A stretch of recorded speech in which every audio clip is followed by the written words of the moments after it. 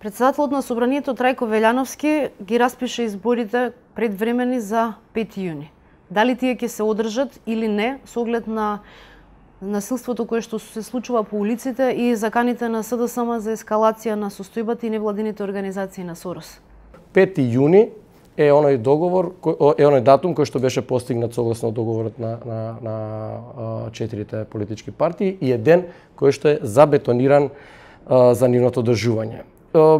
Сведоци сме дека се во завршна фаза сите подготовки да имаме регуларни, фер, демократски избори, ДИК ќе работи својата работа со динамика која што е предвидлива дека ќе ги даде од чиста работа ќе произлезе чист избирачки список.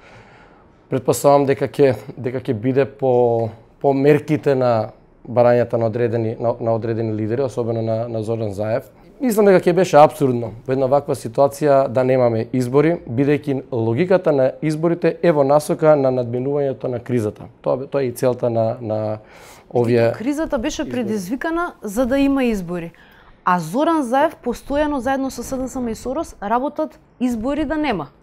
Еднаш е избирачкиот список проблем, еднаш е ВМРО ДПМН е проблем, еднаш е аболицијата од шефот на државата проблем. Значи, постојано имаме ние ситуација на проблем за да нема избори. Тие и официјално се изјаснија дека сега на 5 јуни ниту избори ќе има, ниту дека тие ќе учествуваат во такви избори. Еден партиципент од изборите, како што тоа е СДСМ, не значи дека изборите ќе бидат нелегални доколку тие не учествуваат во нив. Значи, не е услов една политичка партија да учествува на изборите за да тие бидат легитимни, легални, фер, кредибилни и така натаму. Обратно, например, тезата би била ако е услов една политичка партија, па во овој случај нека биде и репрезент на опозицијата, што не е толку, меѓутоа еве да земеме дека е репрезент на опозицијата,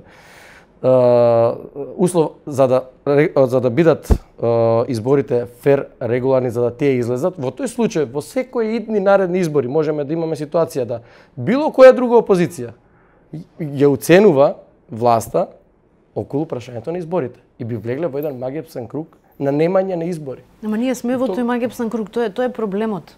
Затоа јас пробувам да дефинираме дали би се случили избори или не во Република Македонија. Изборите ќе се случат, дефинитивно. Расположението меѓу граѓаните го знаеме кое е. Дека граѓаните преку глави име веќе од оваа ситуација, дека бараат избори токму да ја разрешат оваа ситуација. Желбите на одредени политички лидери, во случај на Зоран Заев, да не излезе на избори не е иманентно на процедурите и на правилата на парламентарната демократија. И тоа мора да го знаат. Тоа го знае веќе и меѓународната заедница. И токму таа меѓународна заедница веќе ретерира не притисок околу одложување на изборите за понатамошни датуми. Изборите ќе се одржат и полека и таа меѓународна заедница го препозна видниот победник на изборите. Токму немањето на идеологија, програма, капацитет и луѓе нив ги принуди да употребат сила и да извршат државен удар. Македонија е во перманентен државен удар во последните 2 години во филозофска, но и во правна смисла на збор, бидејќи тие дојдоа на власт без избори. Постои ли ризик резултатите од изборите, ако се да само учествува, да не бидат признаени, бидејќи евидентно е дека ќе ги изгубат? Не можете вие да застанете на патот на волјата на граѓаните. Доколку излезат, ако излезат голем број на граѓани. Ја не можам да шпекулирам, меѓутоа очекувам дека ќе излезат сигурно 50, можеби 51%, можеби повеќе од запишаните вакво граѓани, што не е ни услов за да бидат кредибилни изборите. На гласање, во тој случај ќе се даде повторно мандат, граѓаните ќе дадат повторно мандат на победниците за да можат да го тераат 4 годишниот фул мандат. Инаку вака ако остане, ние ќе останеме без институции.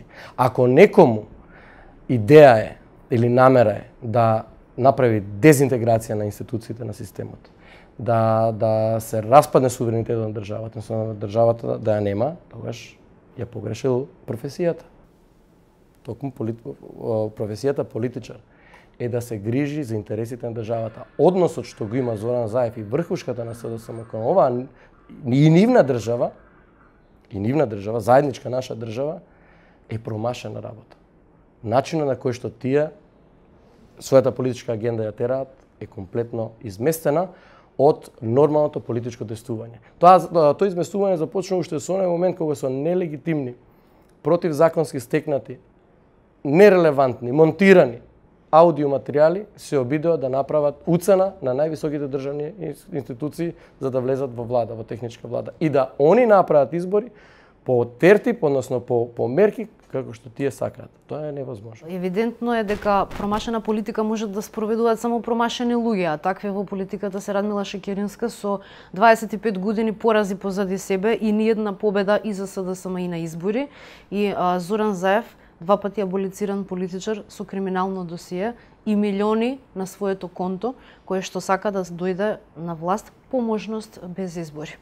Во таа насока тие и сеат страв меѓу народот. Имаме поделба не само по етничка линија, туку имаме поделба и помеѓу македонците, што е застрашувачка.